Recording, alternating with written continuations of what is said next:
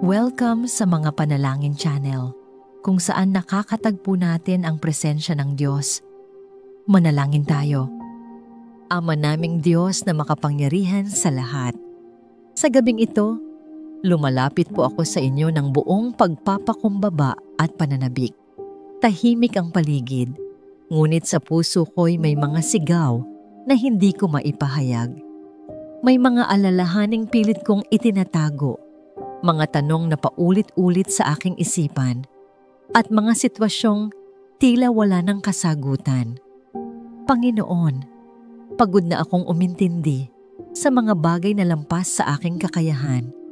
Kaya ngayong gabi, hindi ako lalapit upang magreklamo o magtanong, kundi upang sumuko, buo, totoo, at tapat.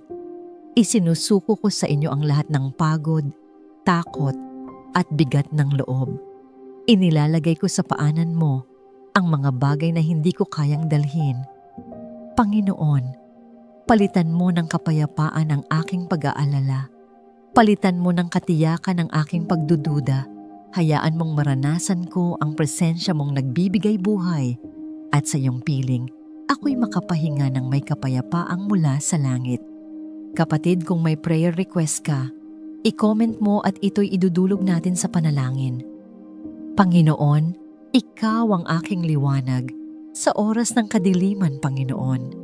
Kapag ang buhay ay tila walang direksyon, Ikaw ang nagbibigay ng pag-asa at liwanag sa landas ko. Sa tuwing ako'y nanghihina, nalilito, at tila wala ng ibang matakbuhan, Ikaw ang aking kanlungan at sandigan. Salamat, O Diyos, dahil kahit ilang ulit akong nadapa, ilang ulit mo rin akong itinayo. Hindi mo ako isinuko, kahit kailan hindi mo ako pinabayaan. Ang katapatan mo ay walang kapantay, hindi nagmamaliw at hindi nagbabago. Sa bawat luha na hindi ko masabi sa iba, Ikaw ang nagpapahid. Sa bawat pagdaing ng puso ko, nariyan ka, nakikinig. Sa bawat sandaling ako'y naduduwag at nawawalan ng loob, Ikaw ang nagbibigay lakas. Ikaw ang dahilan kung bakit ako'y patuloy na lumalaban. Ikaw ang dahilan kung bakit may bukas pa akong hinaharap. Panginoon, hinihiling ko, linisin mo po ako. Kung may mga kasalanan akong hindi pa natutukoy, mga lihim na paglabag sa kalooban mo, ipakita mo sa akin. Tulungan mo akong magsisi ng buong puso. Ayaw kong matulog na may dalang galit, inggit, pride, o sama ng loob. Turuan mo akong magpatawad sa mga nakasakit sa akin. Mahirap man, pipiliin kong magpatawad dahil Ikaw ay nagpatawad rin sa akin. Palambutin mo ang puso kong madalas nagmamatigas. Gawin mo akong tulad ni Kristo, mapagpakumbaba, handang magmahal, at marunong magpakumbaba. Turuan mo rin akong humingi ng tawad kapag ako ang nagkamali. Panginoon, nais kong maging dalisay ang puso ko sa harap mo upang maging karapat-dapat sa iyong presensya kahit sa panaginip. Panginoon, binubuksan ko sa iyo ang bawat bahagi ng aking buhay. Wala akong nais itago sa iyo. Alam mong may mga pangarap akong pilit kong inaabot, mga inaasam na tila napakatagal bago matupad. Ngunit ngayong gabi, pipiliin kong maghintay, pipiliin kong magtiwala. Alam kong ang oras mo ay laging perpekto at ang plano mo ay mas mabuti kaysa sa aking inaakala. Sa bawat kabiguan na naranasan ko, Ikaw ang nagbukas ng bagong pintuan. Sa bawat tagumpay na aking nakamit, Ikaw ang tunay na dahilan. Kaya't sa lahat ng sandali, sa hirap o ginhawa, sa lungkot o ligaya, Ikaw ang nais kong sambahin, pasalamatan, at parangalan. Sa iyo lamang ang kapurihan. Panginoon, itinatagublin ko rin sa iyo ang mga may sakit. Marami sa kanila ang hindi makatulog ngayong gabi, hirap sa katawan, at punong-puno ng pag-aalala. Hipuin mo sila, O Diyos. Ikaw ang dakilang manggagamot at walang sakit na hindi mo kayang pagalingin. Pagalingin mo sila hindi lang sa pisikal na aspeto, kundi pati sa emosyonal at espiritual. Gamitin mo ang mga doktor at gamot bilang instrumento ng iyong himala. Bigyan mo rin ng lakas ang kanilang mga mahal sa buhay na nag-aalaga at nagbabantay. Palitan mo ang kanilang takot ng pag-asa at ang kanilang pagod ng kapahingahan. Sa gitna ng gabi ng pagdurusa, Panginoon, maranasan nila ang ginhawa mula sa iyo.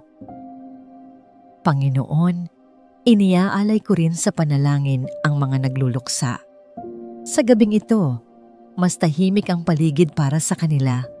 Mas ramdam nila ang lungkot at pangungulila. Yakapin mo sila ng iyong kapayapaan.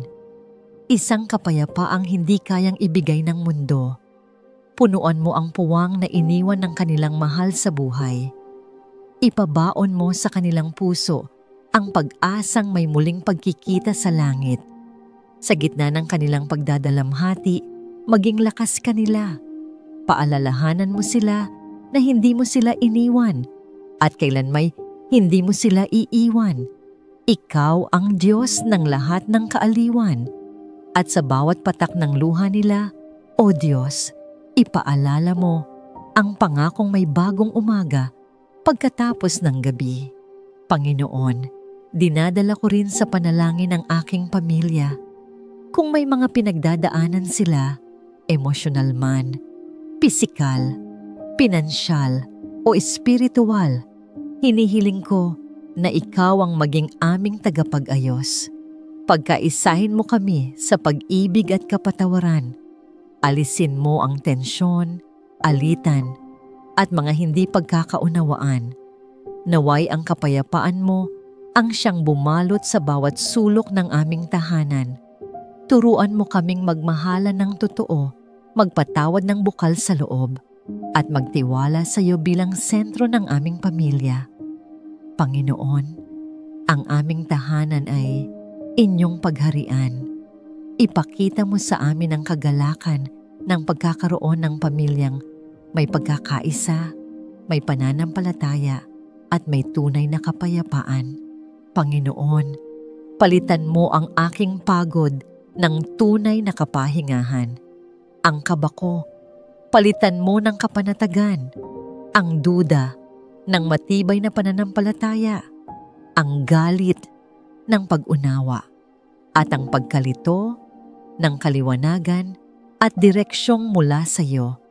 Bigyan mo ako ng panaginip na mula sa langit. Mga panaginip na nagpapalakas ng loob, nagbibigay ng pag-asa, at nagpapaalala na hindi mo ako iniwan.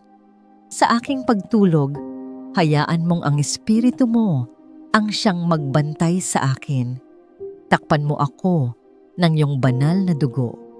Ihiwalay mo ako sa anumang bitag ng kaaway. Sa gabing ito, hayaan mong ang aking pahinga ay maging sagradong sandali kasama ka. At kung sakaling bukas ay may panibagong pagsubok na darating, Panginoon, handa akong harapin ito. Hindi dahil malakas ako, kundi dahil alam kong kasama kita. Ikaw ang Diyos na hindi nagbabago, ang Diyos na tapat noon, ngayon, at magpakailanman. Sa iyo ako humuhugot ng lakas, tapang at pag-asa. Sa iyong presensya, wala akong dapat ikatakot. Kaya't sa mga nalulumbay, Panginoon, maranasan nawa nila ang kaligayahang tanging mula sa iyo. Sa mga nawawalan ng pag-asa, itanim mo sa kanilang puso ang pananampalataya. Sa mga naliligaw ng landas, gabayan mo sila pabalik. Maging ilaw ka sa kanilang daan at lakas sa kanilang kahinaan. Sa wakas, Panginoon, idinadalangin ko ang bawat pusong nakikinig ngayon. Naway maranasan nila ang yakap mo, isang yakap na hindi kayang tumbasan ng salita. Yung presensyang damang-dama kahit sa gitna ng katahimikan. Salamat, Ama, dahil sa iyo may pag-asa. Sa iyo may kapayapaan at sa iyo may bagong simula. Salamat sa katotohanang kailanmay hindi mo kami iiwan. Salamat sa kapangyarihan ng panalangin, sa biyayang laging sapat, at sa pag-ibig mong hindi nagmamaliw. Sa iyo ko ibinabalik ang lahat ng papuri, karangalan, at pasasalamat. Sa pangalan ni Jesus na aming tagapagligtas, aming Hari ng mga hari, at Diyos na buhay. Amen. Maraming salamat sa pagsama sa akin sa panalangin ngayong gabi. Naway naranasan mo ang kapayapaan at presensya ng Diyos habang tayo'y naglalakbay sa Kanyang salita. At panalangin, bago ka umalis, nais kitang hikayatin, i-comment mo sa ibaba ang iyong prayer request. Hindi mo kailangang ilahad ang buong detalye. Sapat nang malaman naming kailangan mo ng panalangin at kami ay magdarasal kasama mo. At kung kaya mo rin, ipanalangin mo ang ibang nagkomento. Maging daluyan tayo ng pag-ibig at pananalangin para sa isa't isa. Dahil sa mundong puno ng ingay at pagod, ang simpleng panalangin mo para sa kapwa ay maaaring maging sagot na matagal na nilang hinihintay. Huwag kalimutang i-like, mag-subscribe at i-share ang video na ito sa mga taong nangangailangan ng pag-asa at panalangin. Hanggang sa muli, God bless you and good night.